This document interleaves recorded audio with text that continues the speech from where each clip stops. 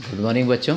देखते हैं SP part 2 chapter number 5 नियमन पत्र। इसके पहले हम लोगों ने चैप्टर देखा था कि आवेदन पत्र यानी कंपनी की जब शुरुआत की जाती है तो उसके लिए आवेदन पत्र दिया जाता है और आवेदन पत्र के साथ एक दूसरा पत्र जो होता है वो है नियमन पत्र यानी कंपनी के नीति नियम या किस तरह से कंपनी को चलाया जाएगा उसके विषय में इन नियमन पत्रों के अंदर नियम लिखे हुए होते हैं। जैसे यहाँ लिखा है कि व्यापारिक ढांचे में कंपनी स्वरूप सबसे श्रेष्ठ स्वरूप है, किंतु वह जीवित व्यक्ति नहीं है। यानी कंपनी जो है वो जीवित व्यक्ति नहीं बल्कि कृत्रिम व्यक्तित्व उसे दिया गया है।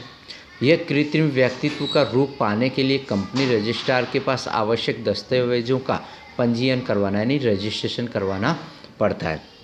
यानी कंपनी कानून के अनुसार किसी भी कंपनी की स्थापना करते समय आवेदन पत्र और नियमन पत्र दोनों का ही रजिस्ट्रार के पास रजिस्ट्रेशन करवाना पड़ता है। और इन दस्तावेजों में आवेदन पत्र और नियमन पत्र महत्वपूर्ण है। नियमन अर्थात नियंत्रण करना, यानी कंपनी अपने कंपनी कानून के नियमों के अनुसार कानूनों के अनुसार कंपनी के ऊपर नियंत्रण करती है, जिसके कारण कंपनी के आंतरिक और बाह्य कार्यों के अंतर नियंत्रण किया जाता है, जिसके लिए नियमन पत्र होता है। इसका अर्थ दिया है, अर्थ है कि कंपनी कानून 2013 के अनुसार, इससे पहले 1956 था, अब नया कंपनी कानून है। क्योंकि नया कंपनी कानून की आवश्यकता पड़ी है, टेक्नोलॉजी और कई चीज़ों के अंदर परिवर्तन होने से नए कंपनी कानून की आवश्यकता पड़ी है। तो नया कंपनी कानून 2013 को बनाया गया, इसीलिए उसे नाम कंपनी कानून 2013 दिया गया है। के अनुसार नियमन पत्र आर्टिकल ऑफ एसोसिएशन अर्थात इस कानून या इसके पूर्व के कंपनी के कानून के अंतर्गत किए गए परिवर्तनों सहित कंपनी का नियमन पत्र आर्टिकल ऑफ एसोसिएशन आर्टिकल्स अर्थात कंपनी के आंतरिक प्रबंध की व्यवस्था करने वाले नियमों का समूह। आंतरिक यानी कंपनी के अंदर जो भी कार्य किया जा रहा है, प्रबंध किया जा रहा है, उसके विषय में जो भी नीति नियम बनाए गए हों वो क्या है, नियमन पत्र है। महत्व दिया है, आर्टिकल से कंपनी के आंतरिक प्रबंध के नियम निश्चित होते हैं। आंतरिक प्रबंध कंपनी के अंदर जो भी कार्य होते हैं उसके नियम निश्चित होते हैं। नियमन पत्र की व्यवस्थाएं कंपनी कानून और आवेदन पत्र की व्यवस्थाओं के विरुद्ध नहीं हो सकती, अतः आवेदन पत्र की व्यवस्थाएं नियमन पत्र के लिए बंधन करता है। आवेदन पत्र की व्यवस्थाएं जो भी है वो नियमन पत्र के लिए बंधन करता है, यानी आवेदन पत्र के अंदर जो भी लिखा गया है उसको ध्यान में रखकर नियमन पत्र बनाया जाता है। कंपनी के साथ संबंध रखने वाले प्रत्येक व्यक्ति को नियमन पत्र की व्यवस्थाओं की जानकारी है ऐसा अनुमान किया जाता है। यानी कंपनी के साथ जो भी संबंध, यानी कंपनी के आंतरिक हो या बाह्य जो भी संबंध कंपनी के साथ जुड़ा हुआ, या कंपनी के कर्मचारी हैं या संचालक हैं या मालिक है, चेयरपर्सन है, जो भी है, उन सभी को इसके विषय में संपूर्ण जानकारी ऐसा मान लिया जाता है। आवेदन पत्र कंपनी का मूल दस्तावेज है, जबकि नियमन पत्र या आवेदन पत्र की मर्यादाओं में रहकर आंतरिक प्रबंध करने के लिए नियमों का निश्चय करते हैं। नियमन पत्र का महत्व निम्नानुसार है। पहला है दैनिक प्रबंध में उपयोगी। दैनिक प्रबंध यानी रोज के कार्यों के अंदर नियमन पत्र का उपयोग किया जाता है। आवेदन पत्र में दर्शाए कार्य क्षेत्र की मर्यादा में रहकर योग्य प्रबंध और संचालन के लिए आवश्यक नीति नियम दर्शाए जाते हैं, जिसके आधार पर कंपनी का दैनिक प्रबंध होता है। यानी आवेदन पत्र के अनुसार नियमन पत्र के अंदर जो भी नियम दर्शाए जाते हैं उस अनुसार रोज के कार्य होते हैं, जिसके कारण कंपनी क्या करती है, उस अनुसार प्रबंध करती है, यानी संचालन करने का कार्य करती है। नंबर 2 है सेक्रेटरी के लिए विशेष उपयोगी। नियमन पत्र सेक्रेटरी के लिए उपयोगी है क्योंकि कंपनी का संपूर्ण संचालन सेक्रेटरी के हाथ में होता है और सेक्रेटरी ही रोज के कार्यों को देख रेख करता है कि आज कितना काम हुआ है, कितना काम करना है, कौन सा नया कार्य करना है, कितने कर्मचारी आज हाजिर हैं, कितने गैर हाजिर है, उसके सारे के विषय में सेक्रेटरी को ही निर्णय लेना होता है।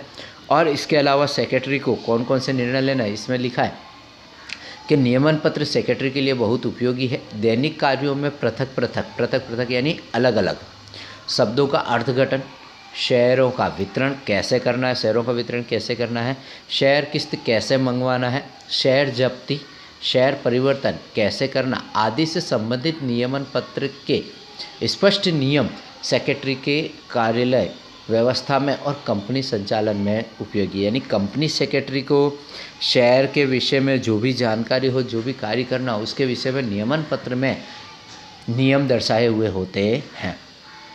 तदुपरांत हिसाबी संबंधी बाबतें, संचालक मंडल, ऑडिटर आदि अधिकारियों की नियुक्ति, उनके अधिकार, कर्तव्य आदि से संबंधित नियमन सेक्रेटरी को निश्चित पूर्वक मार्गदर्शन देते हैं। नियमन पत्र के अंदर किस तरह के संचालक मंडल कार्य करेगा, संचालक मंडल को कौन से कार्य करने की छूट दी गई है, कैसा निर्णय कर सकते हैं, ऑडिटर कंपनी का वार्षिक हिसाब चेक करने के लिए ऑडिटर यानी सीए की किस प्रकार से नियुक्ति की जा सकती है, कितना पारिश्रमिक यानी कितना वेतन दिया जा सकता है, वो सारी चीज़ें नियमन पत्र में लिखी हुई होती है। तो उस कार्य को करने के लिए सेक्रेटरी को आसान रहता है। नंबर 3 है अंशधारकों के लिए उपयोगी। आवेदन पत्र के उद्देश्यों को पूर्ण करने के लिए नियमन पत्र मदद रूप है। अंशधारकों के अधिकार, जिम्मेदारी की स्पष्टता नियमन पत्र में होती है। यानी अंशधारकों के क्या अधिकार हैं और कंपनी के प्रति कौन कौन सी इनकी जिम्मेदारियां हैं, वह नियमन पत्र में होती है। नियमन पत्र यह आवेदन पत्र का पूरक दस्तावेज है। यानी किसी भी कंपनी की स्थापना करते समय आवेदन पत्र दिया जाए और नियमन पत्र न दिया जाए तो रजिस्ट्रार उसका रजिस्ट्रेशन नहीं करेगा। आवेदन पत्र के साथ नियमन पत्र होना बहुत ही जरूरी है, तभी वह पूर्ण दस्तावेज माने जाएंगे। नंबर 4 है विविध संबंध निश्चित करने में उपयोगी। नियमन पत्र कंपनी तथा सदस्यों के बीच का संबंध निश्चित करता है। कंपनी और सदस्यों के एक दूसरे के साथ संबंध और सदस्यों का आंतरिक संबंध को नियंत्रित करता है।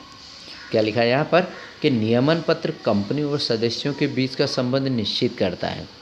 कंपनी और सदस्यों के एक दूसरे के साथ संबंध और सदस्यों के आंतरिक संबंध को नियंत्रित करता है। यानी कंपनी के अंदर जो भी सदस्य हैं या कर्मचारी, उनके संबंध को नियंत्रित करने का कार्य नियमन पत्र करता है। नंबर 5 है कंपनी का स्वरूप निश्चित करने में उपयोगी। नियमन पत्र एक ऐसा दस्तावेज है जिसके आधार पर कंपनी सार्वजनिक कंपनी या निजी कंपनी यह निश्चित किया जा सकता है। इसके बाद का पॉइंट है कि नियमन पत्र संबंधी कंपनी अधिनियम की व्यवस्थाएं। कंपनी अधिनियम की व्यवस्थाएं कौन सी हैं? तो जैसे इसके अंदर लिखा है कि कंपनी अधिनियम के अनुसार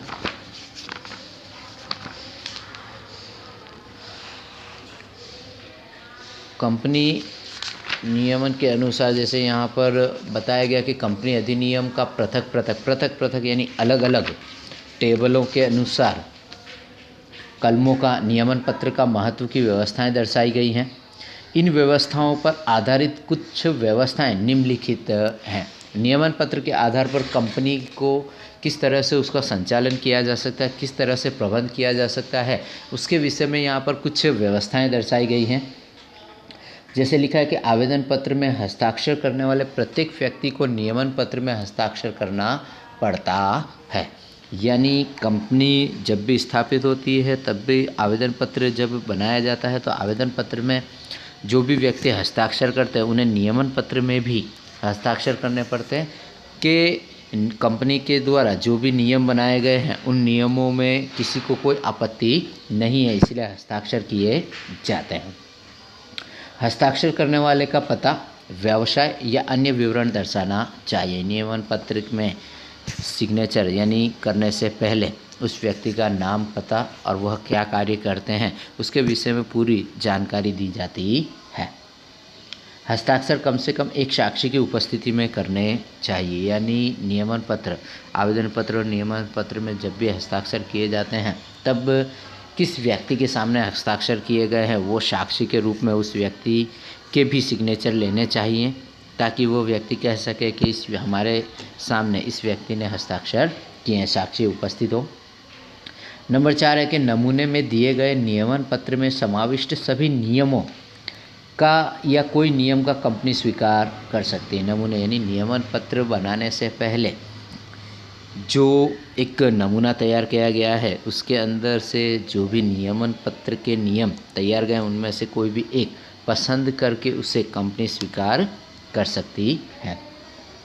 कंपनी नियमन पत्र की व्यवस्थाओं का पालन करने के लिए प्रतिबंधित है। कंपनी के द्वारा जो भी नियमन पत्र बनाए गए हैं उसका पालन करने के लिए वो प्रतिबंधित है। ऐसा नियमन पत्र में सिग्नेचर किए गए अधिकारियों के द्वारा निश्चित होता है और उसका पालन उन्हें करना आवश्यक होता है। कंपनी सदस्यों की तरफ से इस जिम्मेदारी में से छूट नहीं सकते। नंबर 6 है आवेदन पत्र की व्यवस्थाओं के विरुद्ध नियमन पत्र में कोई भी कलम नहीं रखी जा सकती। यानी आवेदन पत्र पहले तैयार किया जाता है और उसी के अनुसार नियमन पत्र भी तैयार किया जाता है, पर ऐसी कोई भी कलम या ऐसा कोई भी नियम नहीं रखा जा सकता है कि जो आवेदन पत्र के अंदर रहे हुए उद्देश्यों या बातों का विरोध करता हो। नंबर 7 है निजी कंपनी को उनके नियमन पत्र में निम्नलिखित 3 विशेषताएं दर्शानी चाहिए। कंपनी की सदस्य संख्या कम से कम 2 और अधिक से अधिक 200 रहेगी। यानी नियमन पत्र में सदस्यों की संख्या कौन से सभा के अंदर कौन से कितने सदस्यों की संख्या रहेगी उसके विषय में दर्शाना बहुत ही ज़रूरी है। निजी कंपनी कम से कम 2 और अधिक से अधिक 200 व्यक्ति रख सकती है। दूसरा है कि अंशों का हस्तांतरण पर नियंत्रण, यानी कोई भी व्यक्ति किसी भी प्रकार के अंशों का ट्रांसफ़र अन्य व्यक्ति को नहीं कर सकता है। अगर कर भी सकता है तो उस पर किस तरह से किया जा सकता है उसका नियंत्रण होना चाहिए। नंबर 3 है कंपनी अपने अंश खरीदने के लिए आम जनता को आमंत्रण नहीं देगी। अगर कंपनी छोटी है, अगर अंशों को नहीं बेचना है तो कंपनी अंशों को बेचने के लिए निमंत्रण नहीं दे सकती है। ये निजी कंपनी के विषय में बताया गया है कि कंपनी छोटी है वो और अंशों को बनाना ही नहीं चाहती, अंशों का वितरण करना नहीं चाहती है, तो वो ऐसा कार्य कर सकती है। उसके बाद नंबर 8 है कंपनी से संबंध रखने वाले प्रत्येक व्यक्ति को नियमन पत्र की जानकारी ऐसा कानून मान लेता है, क्योंकि आवेदन पत्र में जिन व्यक्तियों द्वारा सिग्नेचर की गई है उन्हीं व्यक्तियों के द्वारा नियमन पत्र में भी सिग्नेचर कर ली होती है, जिसके कारण मान लिया जाता है कि जो भी कानून बनाए गए हैं उन कानूनों के विषय में कंपनी के जितने भी सदस्य हैं, आंतरिक है या बाह्य, उन सभी सदस्यों को इसके विषय में जानकारी है, ऐसा मान लिया जाता है। इससे कोई भी व्यक्ति कंपनी के कार्यालय में आकर नियमन पत्र की जांच कर सकता है और आवश्यक शुल्क देकर नकल भी प्राप्त कर सकता है। यानी नियमन पत्र की अगर नकल भी चाहिए किसी व्यक्ति को या किसी सदस्य को, तो वह बराबर उसका जो भी कीमत है वो कीमत चुकाकर उसकी नकल प्राप्त कर सकता है। नंबर 9 है कंपनी कानून की व्यवस्थाएं और आवेदन पत्र की शर्तों के अधीन विशेष प्रस्ताव पारित करके अपने नियमन पत्र में परिवर्तन कर सकते हैं। कंपनी कानून के अनुसार कंपनी व्यवस्थाओं के अंदर अगर समय के साथ अगर कुछ परिवर्तन होता है तो कंपनी की सभा में विशेष ठहराव पारित करने के बाद क्या किया जा सकता है, नियमन पत्र के अंदर परिवर्तन किया जा सकता है। आवेदन पत्र के अंदर कोई परिवर्तन नहीं हो सकता, पर जबकि नियमन पत्र के अंदर समय की मांग के अनुसार क्या किया जा सकता है, परिवर्तन किया जा सकता है। नंबर 10 है नियमन पत्र में आद्य स्थापक यानी कंपनी के स्थापक के रूप में दर्शाए गए व्यक्ति का घोषणा पत्र, जिसमें कंपनी की स्थापना में, रचना में या व्यवस्था के संबंध में किसी गुनाहित प्रवृत्ति में उन्हें कोर्ट द्वारा दोषित नहीं माना गया, इस प्रकार का निवेदन देना पड़ता है। यानी नियमन पत्र बनाते समय कंपनी के जो भी स्थापक हैं, कंपनी के स्थापक के बारे में ऐसी जानकारी दी जाती है कि उस व्यक्ति के द्वारा न तो किसी गुनाहित प्रवृत्ति यानी ऐसा कोई गुनाह नहीं किया गया है, इसके बारे में संपूर्ण रूप से जानकारी दी जाती है और कोर्ट के पत्रों के द्वारा इसे माना जाता है। तो इस प्रकार का निवेदन देना पड़ता और वहाँ पर अपनी सिग्नेचर करनी पड़ती है, तभी वह माना जाएगा। परंतु अगर कोई गुनाहित प्रवृत्ति में अगर व्यक्ति अगर इन्वॉल्व है तो वहाँ पर क्या किया जाएगा, उस गुनाहित प्रवृत्ति से उसे छोड़ दिया गया है, इसके विषय में वहाँ पर कोई न कोई सबूत देना पड़ता है, तभी वह माना जाएगा। इसके बाद है नियमन पत्र में समाविष्ट होने वाले विवरण, यानी नियमन पत्र के अंदर कौन कौन से मुद्दों का समावेश किया जाता है उसे हम देखें। तो पहला, यदि प्राथमिक अनुबंध किया हो तो उसे स्वीकृत किया है या नहीं। प्राथमिक अनुबंध यानी प्राथमिक अगर कोई करार किया गया है उसे स्वीकार किया गया है या नहीं किया गया है, उस मुद्दों का समावेश होता है। नंबर 2 है अंशों की संख्या और उसकी दार्शनिक कीमत, अंशों की कितनी संख्या रखी गई है और उसकी कितनी कीमत निश्चित की गई है, उन मुद्दों का समावेश होता है। नंबर 3 है अंशों की किस्त संबंधी, अगर अंशों को कैश में नहीं बल्कि EMI यानी किस्तों के अंदर अगर विभाजित किया गया तो कितनी किस्त निश्चित की गई है, उसके विषय में जानकारी होती है। नंबर 4 है अंश हस्तांतरण संबंधी नियमन, अंश के ट्रांसफ़र संबंधी नियम इसके अंदर लिखे होते हैं।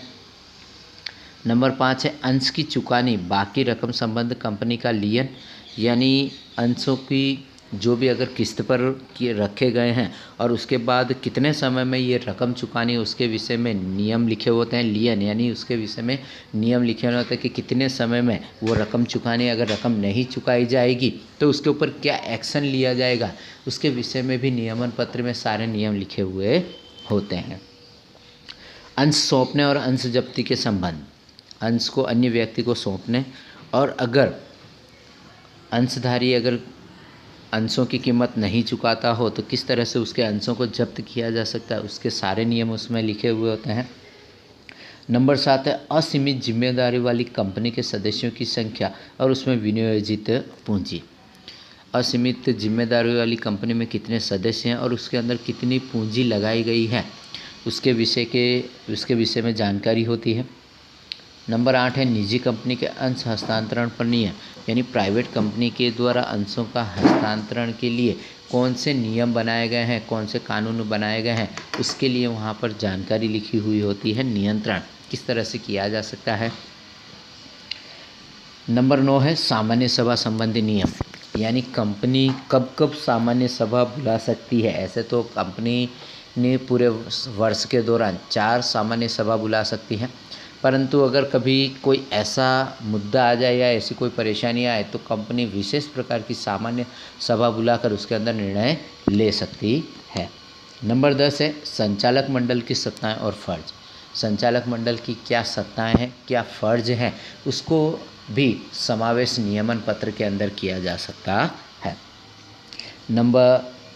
अंतिम नंबर 11 है डिविडेंड संबंधी नियम, यानी कंपनी जब भी अंशधारियों के पैसों से पूंजी से जब भी कंपनी विकास करती है और विकास करने के बाद कंपनी जब भी लाभ प्राप्त करती है तो उस लाभ को कितने प्रतिशत में बांटा जाएगा, उसके विषय में नियमन पत्र के अंदर नियम लिखे हुए होते हैं और उसी अनुसार डिविडेंड का क्या किया जाता है, विभाजित किया जाता है। क्योंकि डिविडेंड के अंदर कम से कम 2 से 3 हिस्से किए जाते हैं जो कंपनी के हिस्से में आते हैं, अंशधारियों के हिस्से में आते हैं और कंपनी के आरक्षित हिस्से में भी डिविडेंड की क्या होती है, रकम दी जाती है। तो डिविडेंड कितने प्रतिशत दिया जाएगा, किस तरह से दिया जाएगा, कैसे दिया जाएगा, उसके विषय में नियमन पत्र के अंदर नियम दर्शाए हुए होते हैं।